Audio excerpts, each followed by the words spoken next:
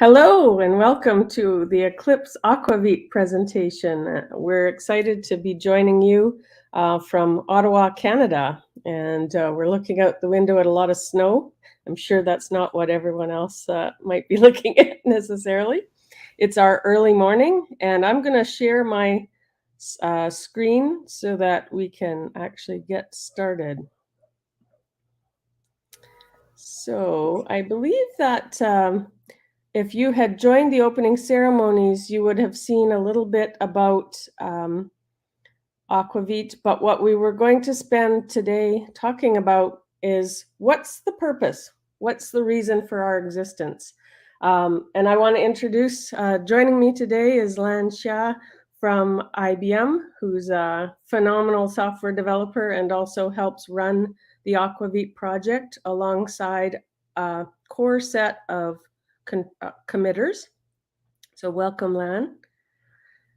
We're going to take us through this deck of slides, and if we have time, we might do a couple demos. And what I'm hoping that people will notice about this presentation is we're setting the stage to understand why we do the work we do and why it's so important. All right, let me see if I can get a slideshow up. And note, we haven't practiced through this presentation at all. This is meant to be a bit conversational. Hopefully everyone can see that. I wanted to first talk about Java, because in fact, Eclipse AQAvit project is a project that exists to verify these Java runtimes, these essentially packages that get shipped out across the world and essentially all of Java applications run on top of. So testing. Now, testing doesn't always sound super interesting and fun to people, depending on who you talk to, but by the end of this presentation, I hope you'll walk away with the note that testing can be as innovative and more interesting than writing the software that you're trying to test. We actually can test a diverse set of commercial and open builds and distributions of Java. And it's a really interesting time for the Java ecosystem right now, because there's a large set of installed base of Java runtimes that are no longer free for companies to use. From that sprung up our project to build a free runtime, and then we, alongside that, lifted up a project to test this free runtime, but also any other runtime. So there was a mass migration to these free alternatives, as you can imagine. Also, that things that changed in the Java ecosystem is that Java now releases at a much more furiously rapid release cadence. So not only are there lots more alternatives out there to be tested, they're being released every few months. And so that testing has to happen much more frequently. There's a lot of new language features that have come into Java in its last years, noting that Java is over 25 years old, which is why maybe it's older than some of the people who are listening to this talk.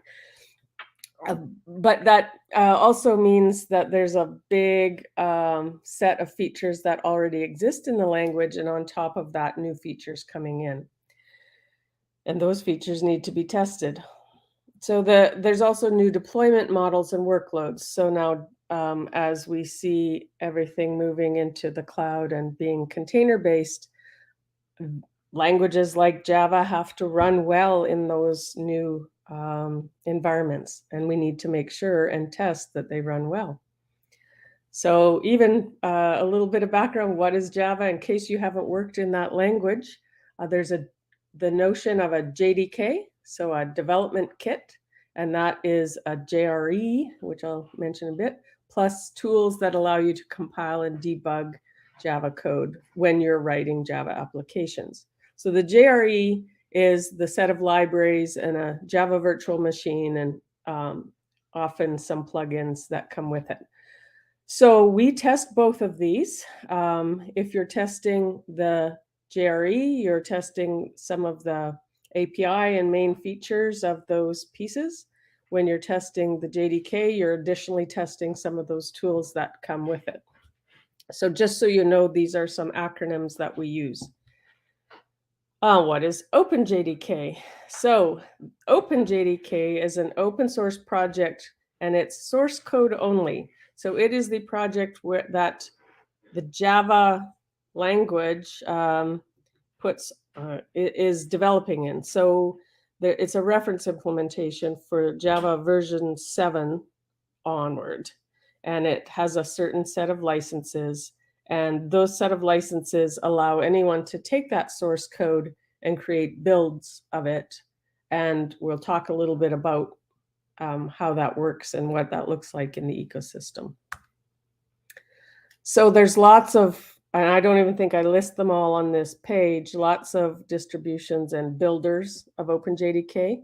So because OpenJDK is source code only, when developer wants to grab runtime or run their application on it, they can't just go to OpenJDK and grab it. They need an actual built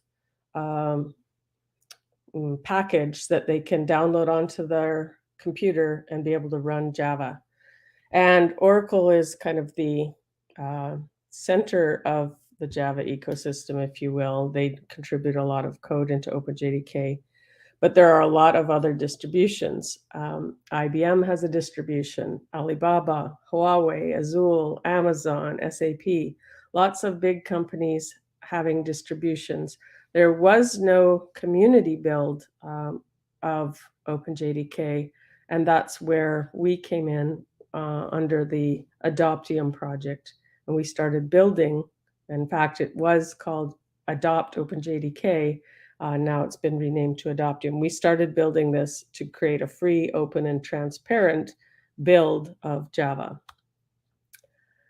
I wanted to talk a little bit about who uses Java. I think these numbers are out of date, but it's the third most popular language in GitHub at the moment. And I will say that GitHub being where all the open source projects live, this might not even be representative of how many people develop Java, because Java is heavily used in the enterprise landscape.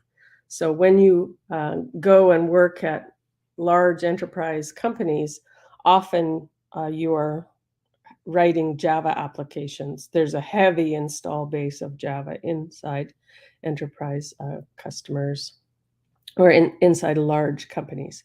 So all across the world, large companies like banks, governments, every kind of major silo of industry uses Java. And so we have millions of developers and then even more users of Java. So a little bit about where we sit inside of a large project called Eclipse AdoptOpen. We're going to be talking about Eclipse AQAvit, but it is one of the several sub-projects under AdoptOpen. And just so that you understand, if you come to help with the project, this is more than 40 GitHub repos that we're talking about for the entire project, and 7 of them are specific to Eclipse AQAvit. Tamarin being the project we do the builds and distribution out of. Once we build a Tamarin binary, it gets run through a large set of AQAvit tests before we would be able to release it. It actually also gets run through a set of conformance tests under the Tamarin compliance project before we would release it. But I do want to distinguish the difference between testing for quality aspects and testing for conformance, as they are two different but complementary things. All right, I'm going to stop talking and let Lan talk just a little bit so that it's not just me. And Lan, you'll have to prompt me for when you need me to move to next slides. Oh, sure. Thanks, Shirley. Now, so in AdoptOpen, there are a lot of big Java vendors that's in a group. So IBM, Red Hat, Azul, Huawei, Alibaba. So we're all working together to build this Java ecosystem. So our users are groups and developers. So it's all level from like, enterprise vendors and then even like individual developers like you and I. So next slide. So just talk about a little bit the challenge for testing.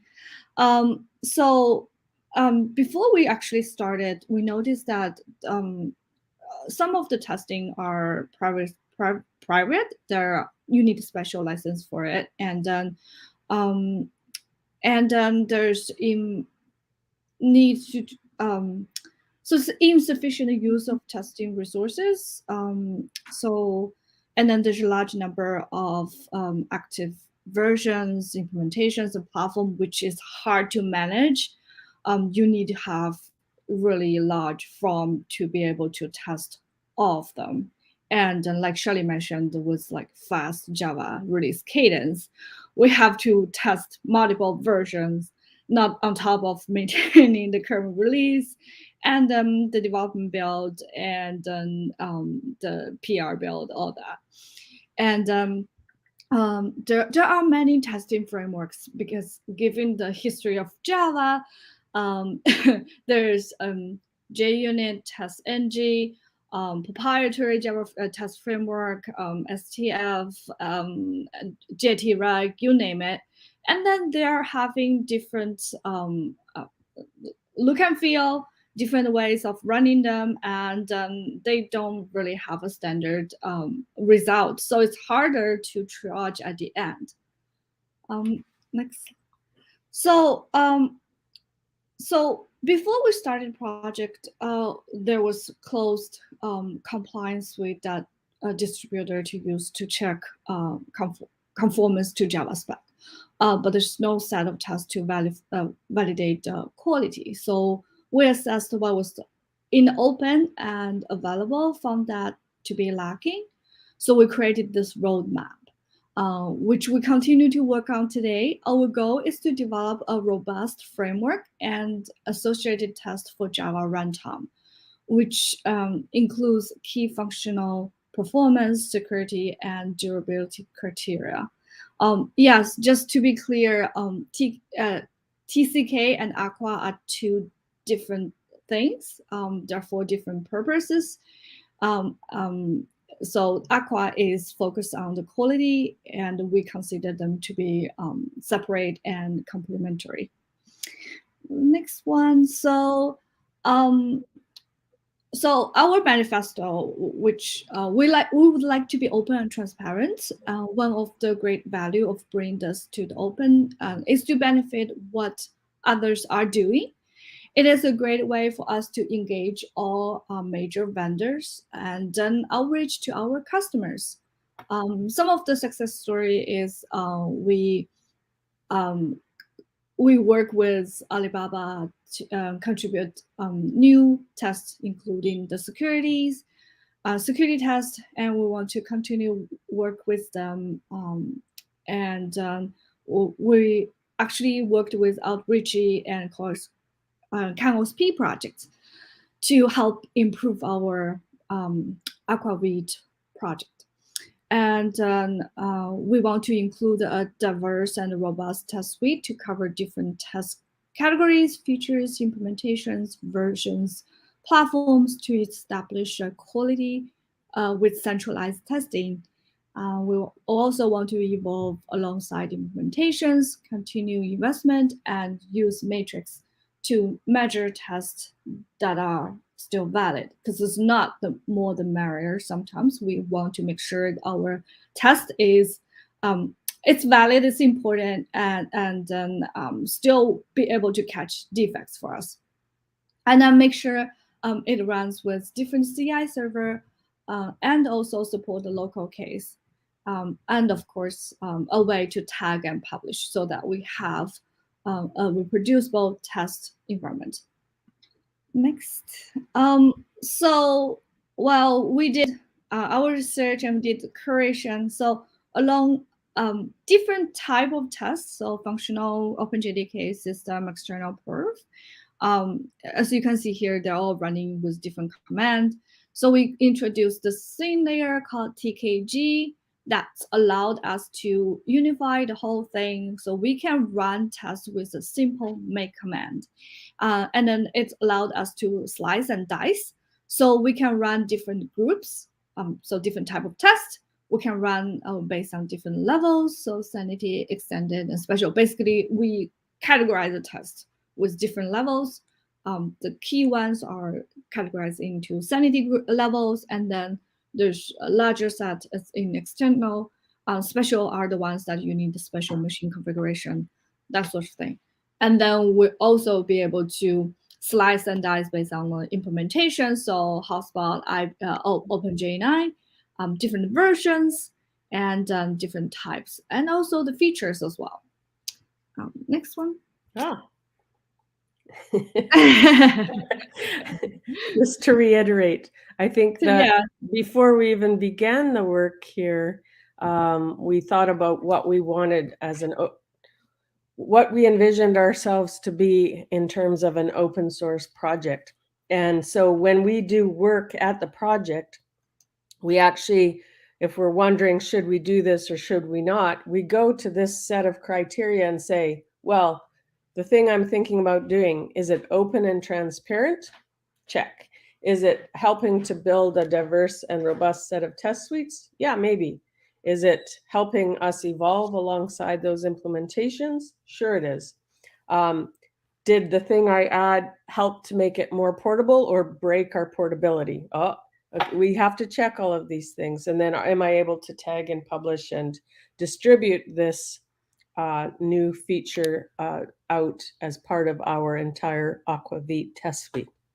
So this is the criteria we always look at when we're, one by one going through the set of issues or feature requests that come into the project.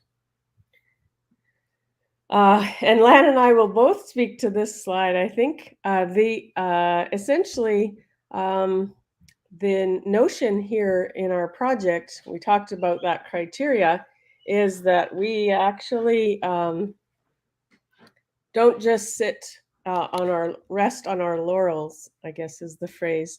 When we say evolve alongside the implementation, that means we innovate how we test.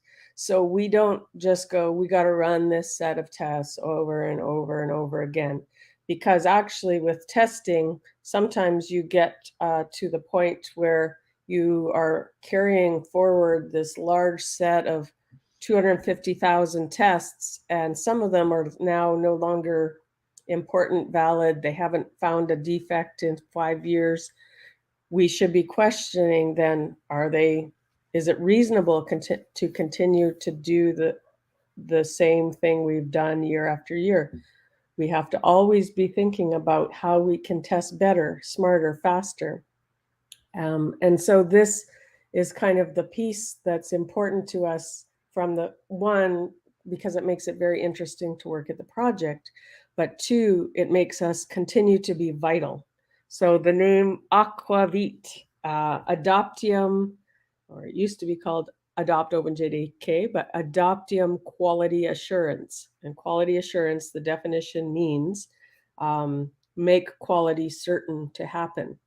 And vit comes from the root of vitality, and also happens to mean speedy or quick in some languages. So we go, how can we be fast and vital and make quality certain to happen?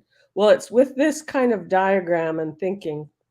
And this diagram is actually talking about how we split out the different pieces of functionality in our quote unquote stack. And you can see at the very bottom there is something called test kit gen. And Lan alluded to that. That's that thin layer that we've laid over top of dozens of different test frameworks that each one of those groups of tests are using. So because Java is such an older language, like 26 years old, everybody was writing their own test frameworks. and no one wanted to use the same ones for whatever reason, hubris, who knows, or just inconvenient. That test kit gen layer helps us make all of those diverse test frameworks look and feel and behave the same. But it does a lot more. It actually helps us run in very smart ways in parallel. We push a lot of functionality down into this layer because if we can do all of that on this layer 1, we can easily swap out layer 2. And as you can see with layer 2, that continuous integration system, we support a lot of different systems. And that's because we don't rely heavily on them for doing things like running in parallel or being able to do the slicing and dicing that Lan mentioned. And then on top of that layer, I like to call this the icing on the cake, and that 3-layer cake is a set of services. And the most important one here is the Test Results Summary Service, TRSS. And this service allows us to add additional functionality in terms of analytics and searching, sorting, and filtering through what will be millions of tests that get run nightly.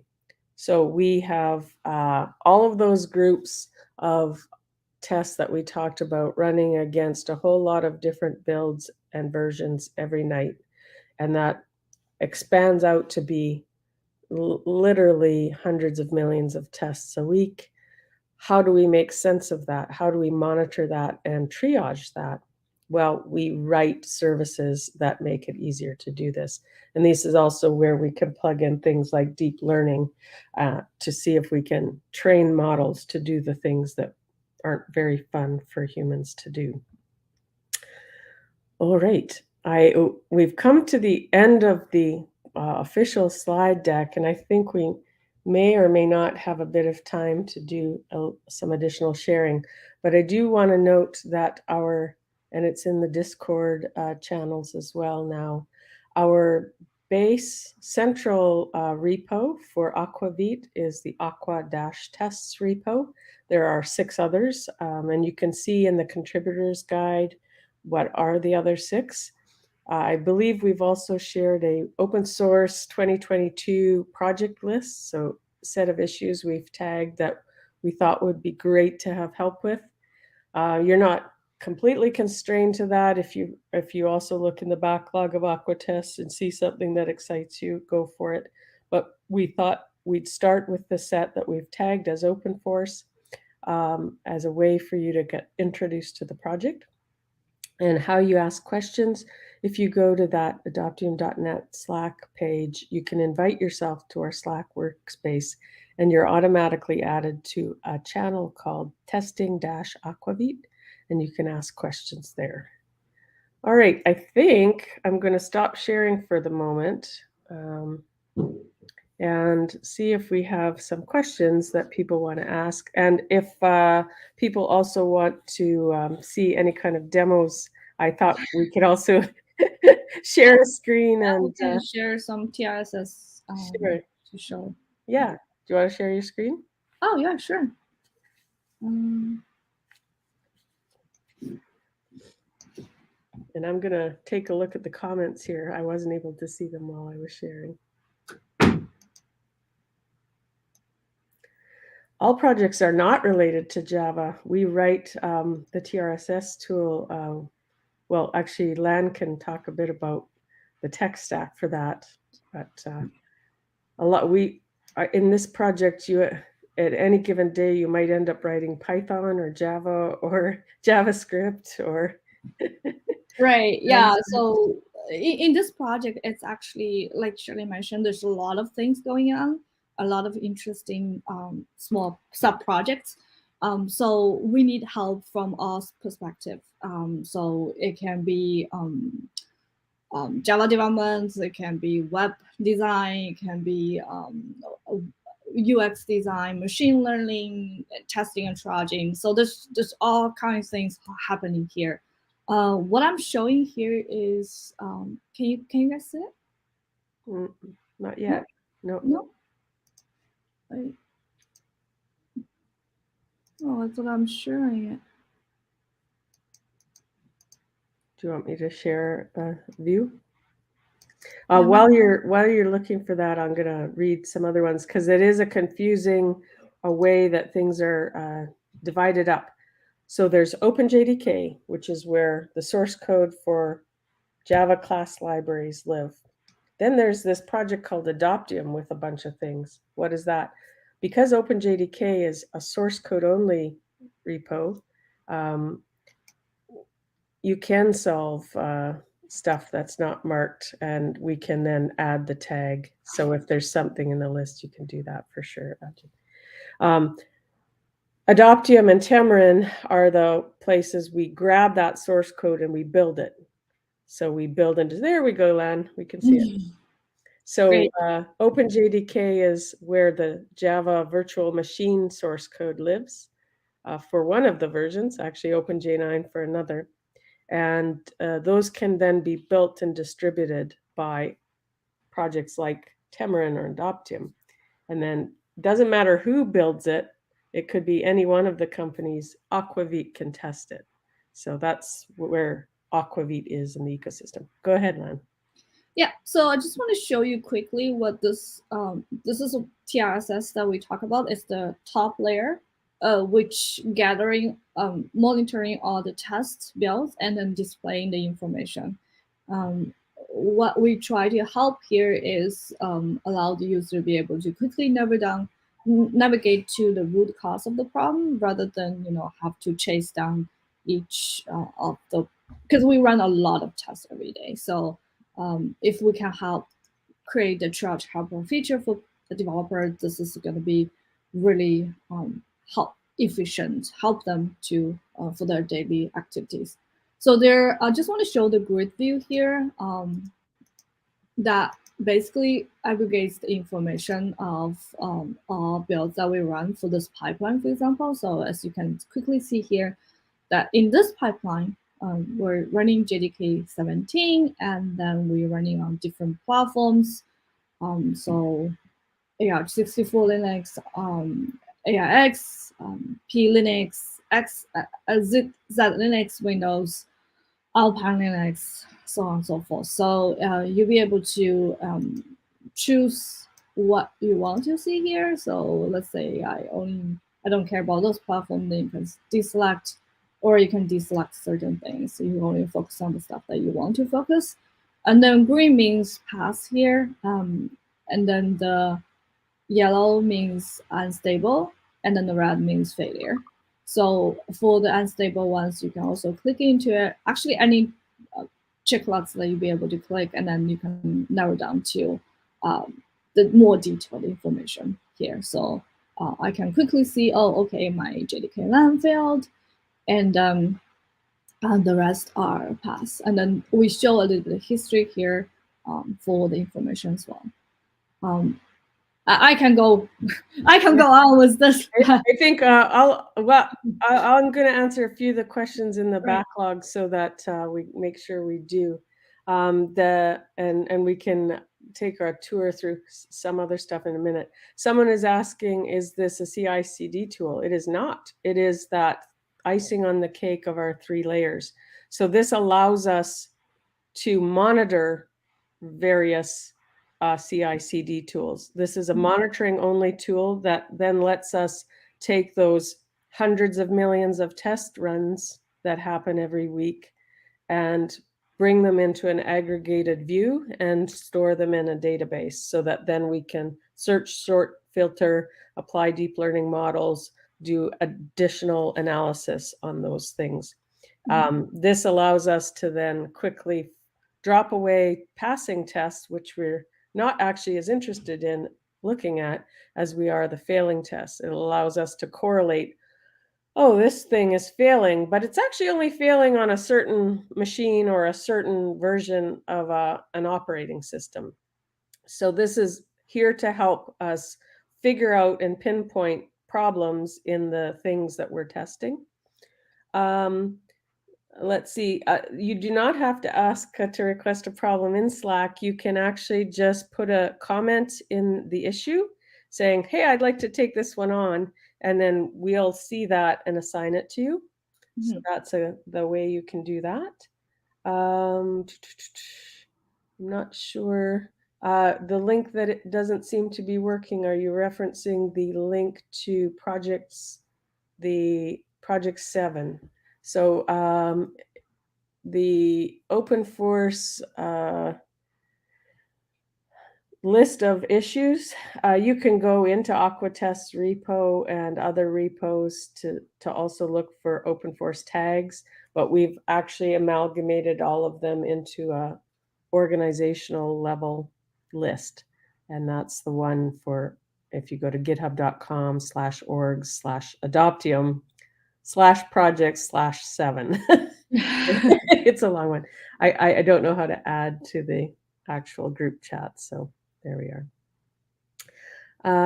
Okay, the machine learning related issues, we haven't tagged them as OpenForce because we're worried that they wouldn't be something that would be possible for people to work on in the short space of time that open source is running, or OpenForce is running. But obviously, if you're interested in staying on and helping at the project for a longer period of time after the OpenForce activities end, we can introduce people to some of those. If you are looking for that information, I will, just to learn about what we've been doing, I'll put a link to one of our projects called Deep Aquatic that will let you read about it a little and watch some interesting presentations about that. What else do we have here? Oh, yeah. So the AQA Manifesto, what is it for? What's the point of that? The actual manifesto really is there as a guiding principles.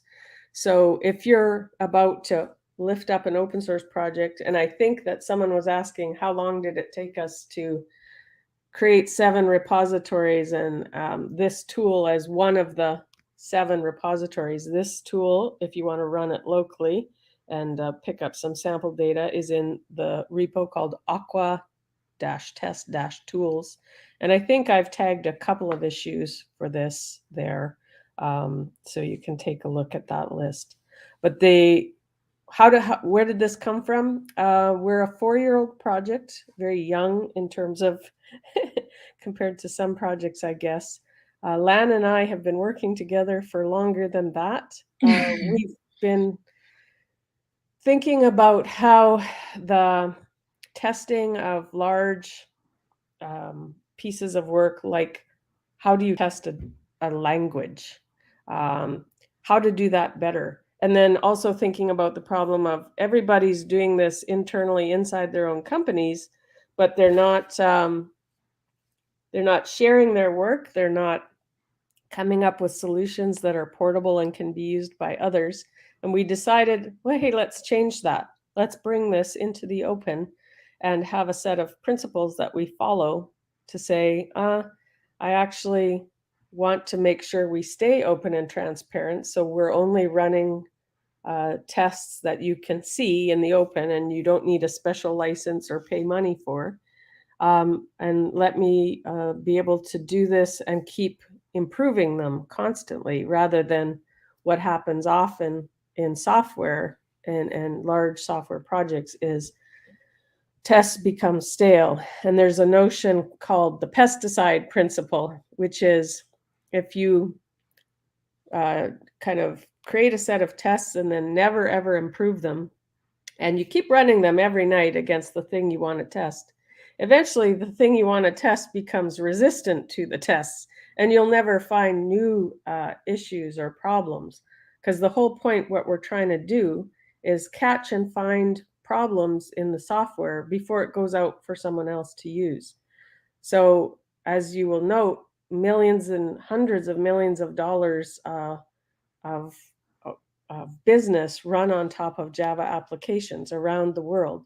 If there are issues that affect Java and those get distributed out, those could be calamitous. Those could cause a lot of problems for people.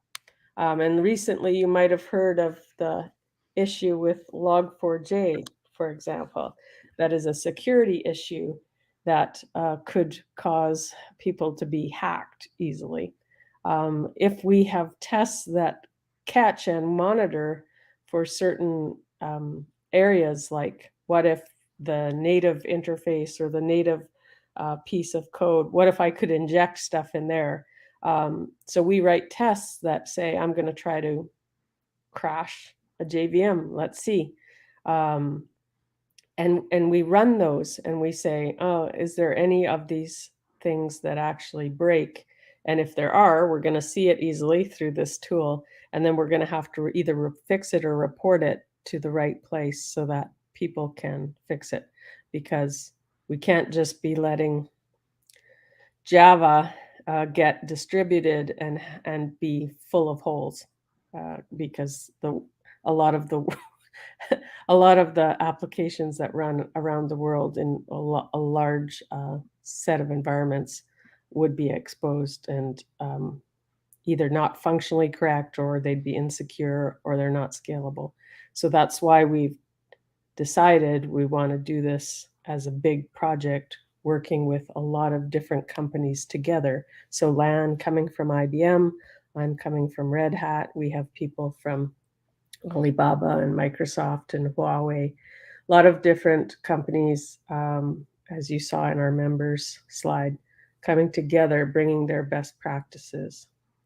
But yeah, down in the nitty gritty during this next few weeks that you come to the project and work on things, you might not get to see that big context. You might only see things like, I've got to fix this particular test case, or I have to exclude this test case because it is broken. But that just means that we're getting rid of the noise that happens during the nightly and weekly runs, so we can see the real problems easier. And the question about how is deep learning behind all of this stuff?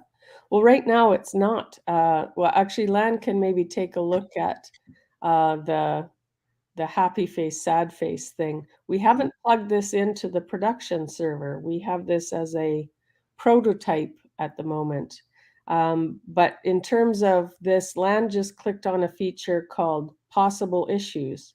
So we saw that test failed, and then we go, did someone already raise an issue for this? And if they did, where can I go look at it? So she clicked on an icon called possible issues, and it took us to this list. And not all of these are reporting on that same failure, but we scoured through the database and said, these issues were raised in upstream repositories somewhere. These could be already describing the failure you're seeing.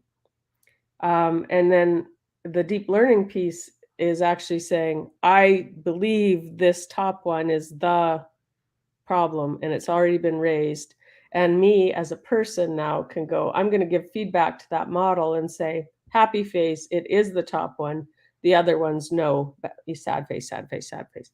But right now, this is a prototype. We're trying to look at and train models that will do a better job of determining if something is failing, is it already being reported by an issue in several of the upstream repos that it could be in. Does that answer the question, hopefully?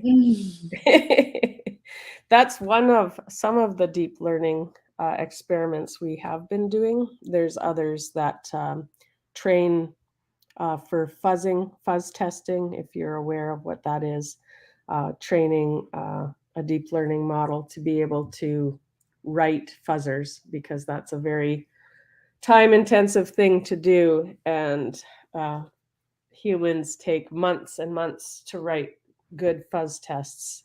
But we presumably, if you have a lot of machine power, you could train models to do it much quicker. So is there any way to fix all the tests? We're so close. We're so close. I will say that we can categorize test failures into a few different buckets. Some of them are going to be when we have a couple hundred machines that we're running tests on, because we have to support a whole lot of different platforms.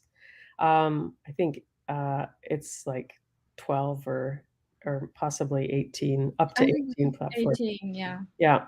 Anyway, so you have to run 5 different Java versions, 8, 11, 17, 18, and 19 across 18 different platforms, and you have 250,000 tests. Every night, then we're running almost 100 million tests a night, because it kind of extrapolates out to that. And in fact, in this view, this is a nightly test, and you can see a bunch of those chiclets are grayed out. Each one of these chiclets are thousands of tests.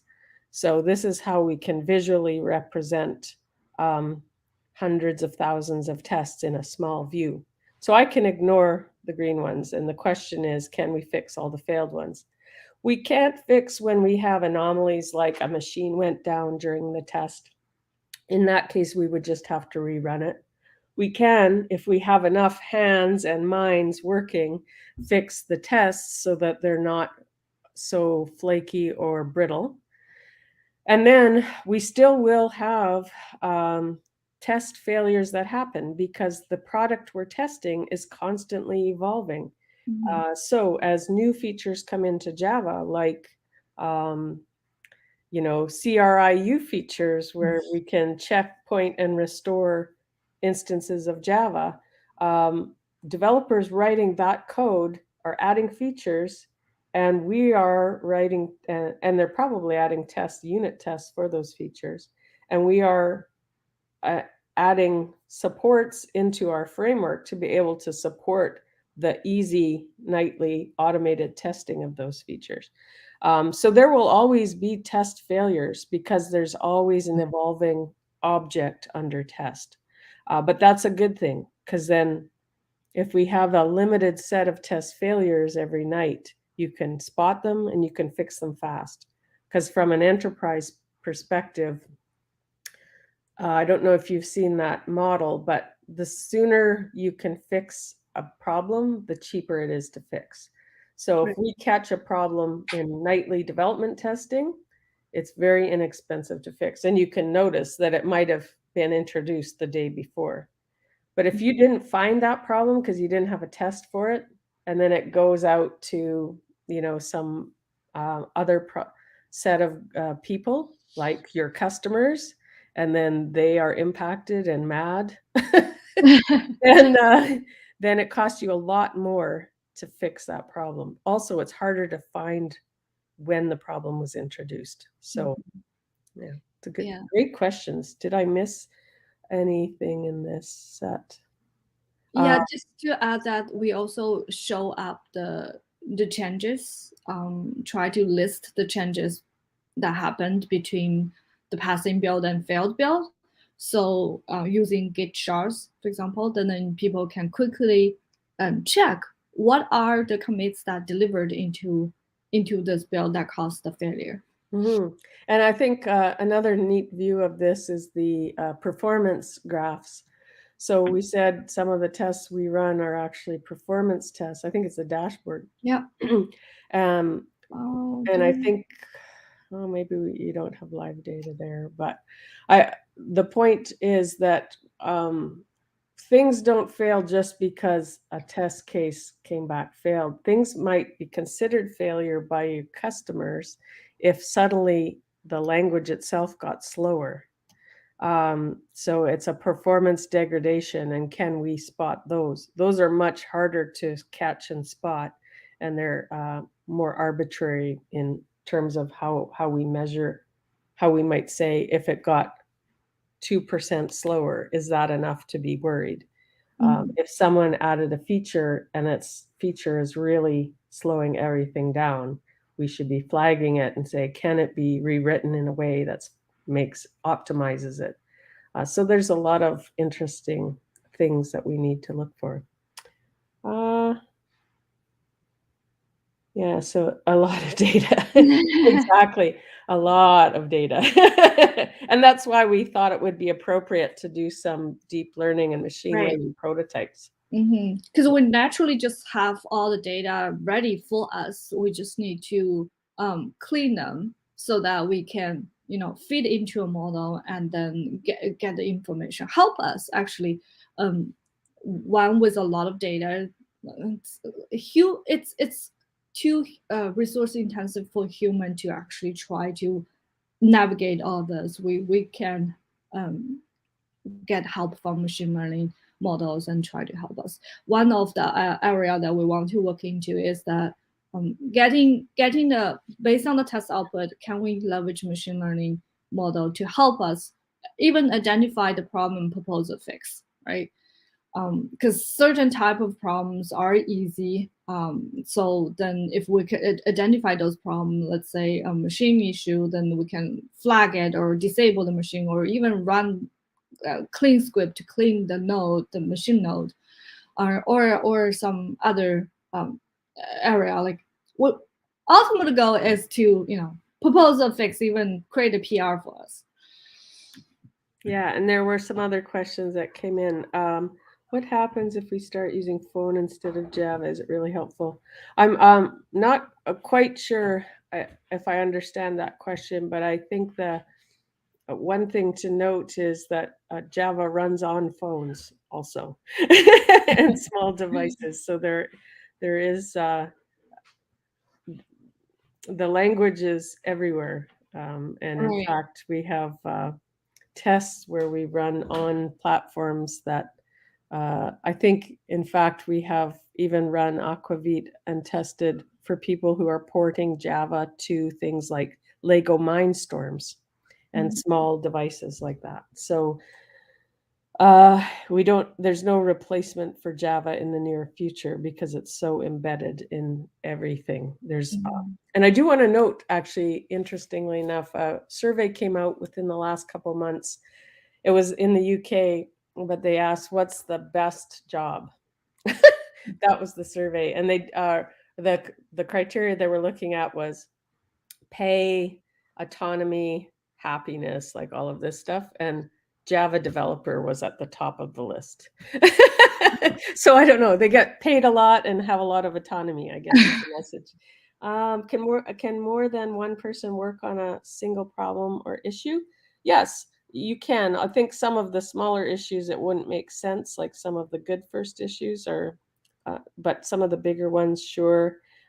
Make sure if you're doing that you put both names and put co-authored by, so that both people get credit for the PR. What happened when we use Python instead of Java? Well, Python is second most popular language above Java now. It surpassed Java in 2018 as the second most popular language.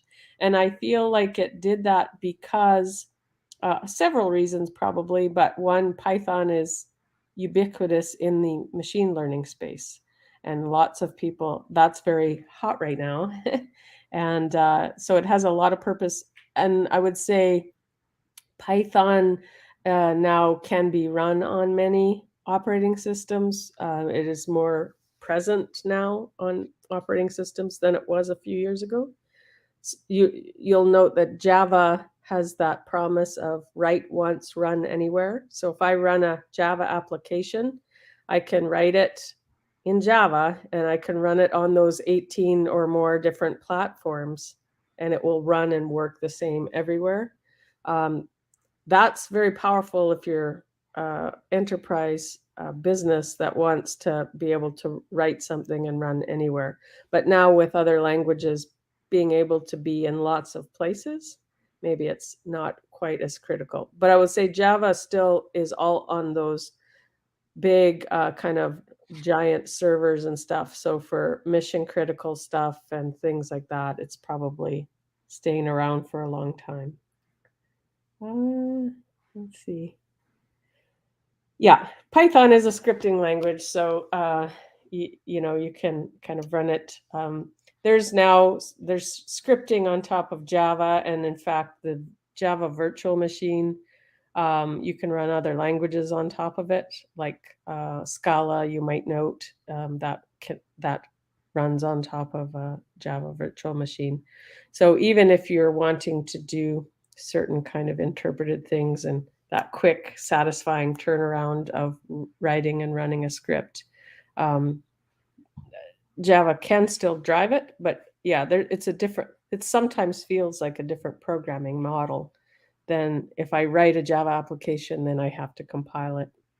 But there's JBang and other things that let you write scripting and kind of have it feel the same.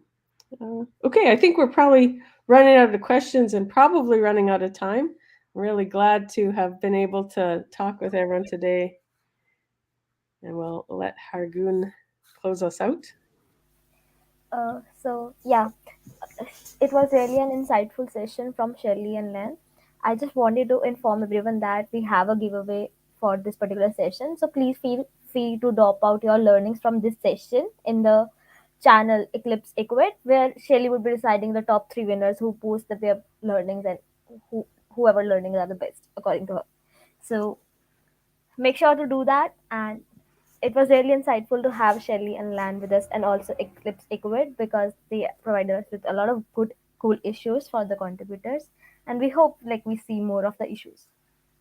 Yeah, for sure. And as our list goes down, you might force us to add some other ones. So keep us hopping. Okay, thank you so much. Thank you. Bye-bye. Bye. Thank you all for joining the session.